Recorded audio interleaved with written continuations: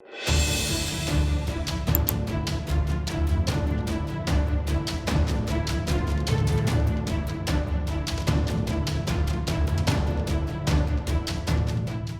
कोई राजनीति की लड़ाई नहीं, अपनी और दूसरों की जिंदगी बचाने की लड़ाई है और इससे हर व्यक्ति को अपना योगदान देना है, तभी देश की तबीयत खुशनुमा रहेगी। महाराष्ट्र में 30,000 से भी ज़्यादा कोरोना संक्रमित रिकवर हो गए। ये कैसे हो गया? क्या भाभी जी के पापड़ खाकर ये सब ठीक हो गए पूरे देश में?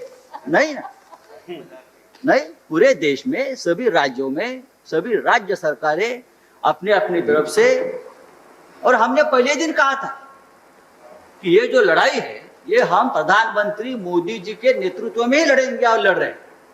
देश के नेता है, इतना बड़ा संकट है तो लड़ाई प्रधानमंत्री जी के ही नेतृत्व में लड़नी चाहिए।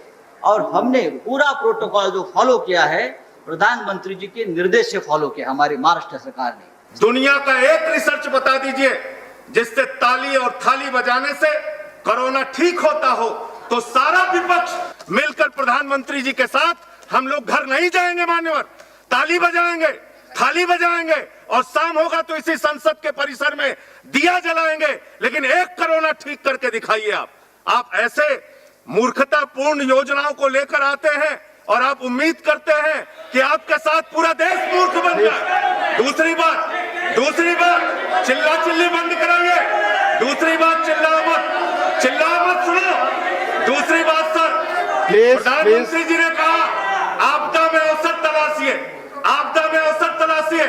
कल डेरेक ओब्रायन जी कह रहे थे मुख्यमंत्रियों की तारीफ नहीं हुई। अरे मुख्यमंत्री की तारीफ कैसे करेगी ये सरकार? हमारे उत्तर प्रदेश में एक ढोंगी बाबा है, उसने ऑक्सीमीटर खरीदने में कृपया 800 का ऑक्सीमीटर। कृपया मूल विषय में बात करिए। किसी राज्य पर टिप्पणी करने के बजाय कृपया मूल विषय पर। 5,000 में खरीदा सर। मास्क लगा लीजिए संजय जी, मास्क कृपया लगाइए। 800 का ऑक्सीमीटर 75 जिलों में उत्तर प्रदेश में घोटाला हुआ। 800 का ऑक्सीमीटर 5,000 में खरीदा गया। 1,600 का थर्मोमीटर 13,000 में खरीदा गया। 800% कमीशन खा रहे हैं ये लोग, आपदा में अवसर तलाश रहे हैं। हिमाचल प्रदेश में हिमाचल प्रदेश में बीजेपी के प्रदेश अध्यक्ष गिरफ्तार हुए घोटाले में। कृपया इस आरोप प्रत्यारोप के बदले विषय पर बात करें संजय जी। वेंटिलेटर चल गया माननीय। ये बहुत बड़ी चुनौती है पूरी मानवता के लिए। कृपया विषय पर बात करें। मुद्दे पर मैं कह रहा हूं, ये शमशान में अन्य राज्य सरकारों पर आप टीका टिप्पणी नहीं कर सकते। कृपया। भ्रष्टाचार कर रहे हैं सर, भ्रष्टाचार कर रहे हैं। हमारे पास उस समय केवल एक वायरोलॉजी की लैब थी, तो आप समझ सकते हैं कि हम उस समय कहां खड़े थे, किस चुनौती के साथ खड़े थे। और यह इतनी बड़ी चुनौती थी कि दुनिया के बड़े बड़े शक्तिशाली देश जो चिकित्सा सुविधाओं के बड़े बड़े केंद्र माने जा रहे थे, अमेरिका, ब्रिटेन और इटली तक, वो इस तूफान के आगे भरभरा के गिरते हुए दिखाई पड़ रहे थे। और इतना ही नहीं माननीय उपसभापति महोदय, हमारा ही देश एक ऐसी विचित्र परिस्थिति में भी था जहां स्वास्थ्य कर्मियों पर हमले हो रहे थे, जिसके बचाव के लिए हमें एक कानून तक लाना पड़ा।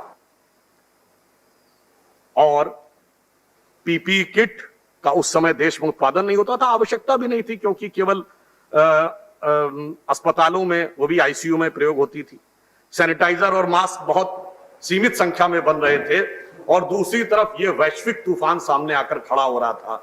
इसलिए इससे लड़ने के लिए जो प्रथम संकल्प की आवश्यकता थी, तो प्रधानमंत्री श्री नरेंद्र मोदी जी ने 21 मार्च को जब जनता कर्फ्यू का आह्वान किया और जब दिया और थाली का आह्वान किया था, तो माननीय उपसभापति जी, ये वो उसका प्रतीक था कि हम इस प्रबल तूफान के आगे कितनी निर्बल स्थिति में थे। मैं उसके डिटेल में नहीं जाना चाहता क्यों कारण से थे, तो बस मुझे वही पंक्ति ध्यान आई थी, ये है निर्बल से लड़ाई बलवान की, ये कहानी थी दिए की और तूफान की। अब हमारे कई मित्रों को बड़ी आपत्ति थी कि साहब दिया जलाने से कोरोना भाग जाएगा, थाली बजाने से कोरोना भाग जाएगा। मैं पूरी विनम्रता से कुछ कहना चाहता हूं, क्या सामाजिक मनोविज्ञान और राजनीतिक मनोविज्ञान को हम नहीं समझते? मैं पूरे सम्मान के साथ कहना चाहता हूं कि जो लोग ये कह रहे हैं वो इतिहास भूल गए। क्या चरखा चलाने से अंग्रेज भाग जाने वाला था? नहीं, चरखा एक प्रतीक था भारत की। चरखा, आप बिल्कुल, मैं जवाब दे रहा हूं मान्यवर, सुनिए तो, सुनिए मैं जवाब दे रहा हूं। चरखा एक प्रतीक था जो महात्मा गांधी जी ने चुना